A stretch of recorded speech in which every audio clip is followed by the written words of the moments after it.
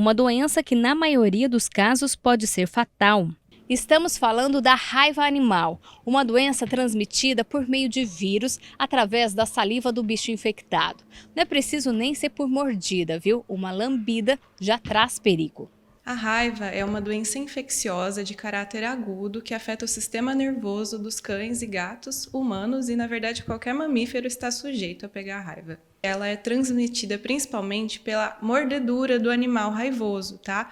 Essa transmissão acontece no contato da saliva, né, do vírus presente na saliva do animal contaminado, com a pele ou mucosas lesionadas de um animal sadio, tá? Isso pode acontecer mais comumente pela mordedura, mas também pode ocorrer através da lambedura e arranhadura. A raiva é uma zoonose. Isso quer dizer que é uma doença que passa dos animais ao homem e vice-versa. Existem vários ciclos, né, de transmissão da doença, desde o ciclo aéreo, né, que é aquele onde o morcego é o principal causador da doença, seja ele hematófago ou não, tá? Tem isso também.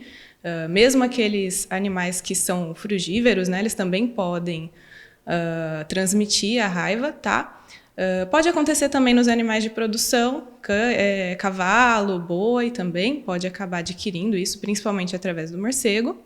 E os animais domésticos, como cão e gato também, tá? Eles podem transmitir tanto entre si, quanto adquirir através do morcego também. O vírus penetra no corpo do paciente através da mordida ou de um arranhão. Qualquer lesão na pele é suficiente para o vírus que está na saliva do animal penetrar na pele do ser humano.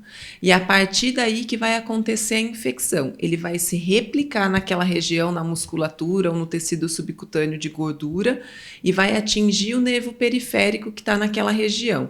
É numa área de uma falha de uma proteção do nervo chamada bainha de mielina que ele vai atingir o nervo e a partir daí ele vai subir por esse nervo, literalmente, até atingir a medula e depois o cérebro. Juliana ainda explica que existe diferença no local da mordida. Por que o local é importante? Por conta do número de terminações nervosas. Então, o que a gente considera, por exemplo, um acidente leve numa mordida de cão ou relacionado à raiva? São mordidas superficiais que acontecem no tronco ou nos membros, braço e perna, exceto mãos e pés.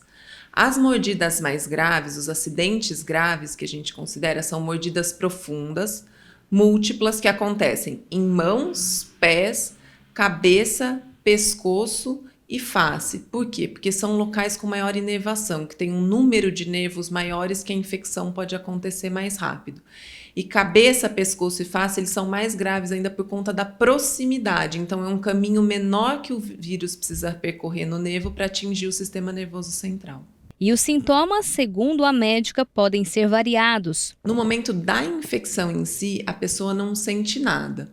Depois de alguns dias, a partir do momento que o vírus atingiu esse nervo, que ele alcançou o nervo em si, a gente não consegue fazer mais nada, porque as nossas células de defesa não conseguem chegar por baixo dessa bainha de mielina, que foi o que o vírus atravessou. Então, se a gente precisar agir em algum momento, é antes de que ele atinja essa região. Mas os sintomas iniciais, eles são o que a gente chama de pródromos, parecem qualquer quadro viral e gripal. Então, cansaço, falta de apetite, um pouco de febre, fraqueza, são sintomas gerais. E quando ele chega ao sistema nervoso central, que a gente tem os sintomas mais graves e que levantam uma suspeita maior.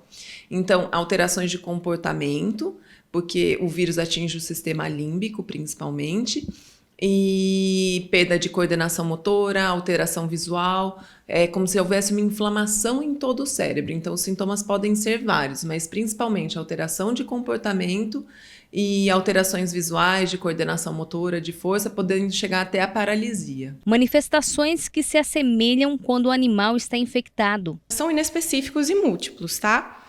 Geralmente começa com uma mudança de comportamento, seja ele relacionado agressividade, inquietação, ou ficar mais isolado dos outros. E aí acontece também a salivação excessiva por conta de uma dificuldade de deglutição, né? Daí que vem aquele estereótipo do animal raivoso que fica babando, salivando bastante, né? Também pode acontecer outros sinais mais generalizados, como diarreia, anorexia, vômito, mas a progressão da doença é para paralisia, coma, convulsões e morte. A veterinária conta que não existe tratamento, apenas ações são feitas para amenizar os sintomas. Por isso, muito cuidado ao desconfiar que o animal pode estar infectado pelo vírus da raiva. Ele pode ter essa mudança no comportamento, mesmo o animal dócil, ele pode adquirir agressividade através da doença.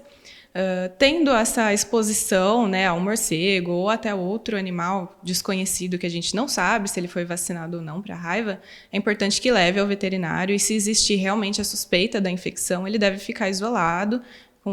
Toda a equipe veterinária também deve tomar todos os cuidados necessários para não ter um contato aí com esse cão. Tendo a suspeita de que possa ter ocorrido a infecção no ser humano, o atendimento deve ser o mais rápido possível. Quanto mais próximo do acidente, da mordida ali, maior a chance da gente não desenvolver a raiva, porque uma vez que a doença é desenvolvida, a chance de cura é quase nenhuma. Tem só 2 casos recentes relatados, um em 2004, nos Estados Unidos, e um em 2008 aqui no Brasil, em Recife, mas são os 2 únicos casos que se tem relato. Uma vez infectado, a letalidade é quase que 100%.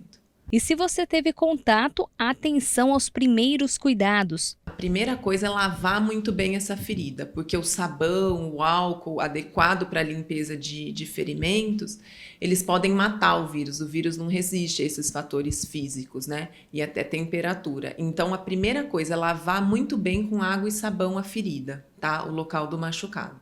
E a seguir, procurar atendimento nos centros especializados.